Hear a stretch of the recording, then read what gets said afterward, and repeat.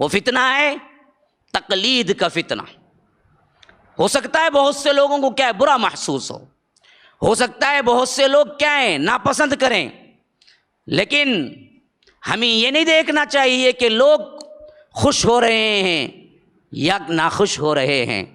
میرا رب جانتا ہے، اللہ کو خوش کرنا ہے۔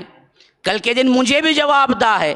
جواب دہی کا احساس ہے اور جواب دہ ہونا ہے کہ اللہ پوچھے گا کہ تجھے معلوم تھا بیان کیوں نہیں کیا، لوگوں کے درمیان بتایا کیوں نہیں۔ اسی احساس ذمہ داری کے تحت اس عنوان پہ آج گفتگو کر رہا ہوں۔ یہ عنوان اس وجہ سے میں نے انتخاب کیا کہ لوگ بہت سے توحید میں بھی آنے کا نعرہ لگاتے ہیں، بہت سے وہ بھی ہیں جو قرآن کی طرف دعوت دینے کا بھی نعرہ لگاتے ہیں،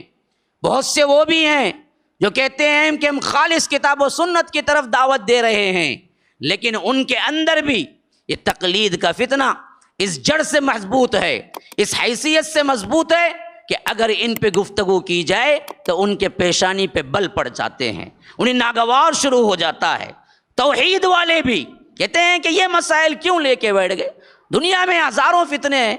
دنیا میں یہ ہو رہا ہے مسلمانوں پہ ظلم، ان باتوں کو لے کے بات کرنے کے بجائے تم نے یہ چھوٹی چھوٹی باتوں کو اختیار کر لیا۔ اللہ کی قسم چھوٹی بات نہیں ہے، عقیدے کی کوئی بات چھوٹی بات نہیں ہے، اور انہی باتوں سے اسلاف کے منہج کو واضح کرنا ہے مقصود میرا۔ جب تک منہج سلف کے اندر ایک مسلمان نہیں آتا، یاد رکھیے اس کے لیے ہم کامل مسلمانیت، اس کے لیے ہم جنت، ہم اس کے لیے کامیابی کا ضامن نہیں کہہ سکتے۔ یہ تقلید جو کہ آج ہمارے اندر وبا کی طرح پھیل چکی ہے، اور اس کو پھیلانے والے سب سے زیادہ وہ علماء ہیں جو خود اس کا نعرہ لگاتے ہیں کہ اس کے بغیر اگر کوئی انسان مر گیا،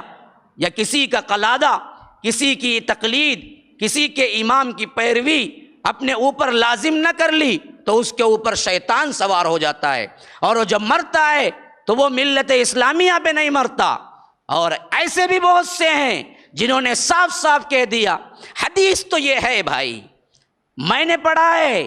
کہنے والوں کو سنا ہے، بڑے بڑے لوگ جن کے بارے میں عوام اندازہ نہیں کر سکتی، اللہ نے ایسا علم دیا، ایک ایک مضمون پر ایک ایک عنوان پہ گفتگو کرے، راتیں بیت جائیں، لیکن پھر بھی یہ تقلید کا فتنہ جب انہیں جکڑا، ان کے ذہنوں میں پایا، تو ایسے گمراہ ہوئے تو صاف کہتے ہیں حدیث تو یہ بولتی ہے، لیکن ہم تو مقلد ہیں جی، ہم تو ابو حنیفہ کی پیروی کرنے والے، ہم کیا کر سکتے ہیں؟ بظاہر معلوم ہے حدیث تو یہ بولتی، خلاف ہی کرتے ہیں ہم، لیکن ہم تو مقلد ہیں نا۔ ہمیں تو اللہ صرف یہ سوال پوچھے گا، ابو حنیفہ کی تو نافرمانی نہیں کیے تم؟ ہاں تب تو جنت جاؤ۔ اللہ کے رسول کی نافرمانی ہوئی یا نہیں تو سوال نہیں ہوگا ہمارے سے، ہمارے سے صرف یہ سوال ہوگا کہ ابو حنیفہ کی تو نافرمانی نہیں کی، ہاں نافرمانی نہیں ہوئی، چلو کوئی مسئلہ نہیں۔ اگر ان کی نافرمانی ہو گئی تو ہم بخشے نہ جائیں گے۔ یہ عقیدہ رکھنے والے، پھیلانے والے کیسے امت مسلمہ کے ائمہ بن سکتے ہیں، جنہوں نے اپنی کتابوں میں اس تقلید جامد کو، شخصی تقلید کو واجب کرنے کے لیے احادیث گھڑ لی، احادیث، اور اپنے کتابوں میں باقاعدہ لکھ دیا پورے حوالے کے ساتھ، در مختار کے اندر، ہدایہ کے اندر، وہ احادیث جن کو پڑھیں گے تو عام انسان بھی کہہ دے گا کہ یہ حدیث گھڑی ہوئی ہے۔ ایسے احادیث کو انہوں نے وہ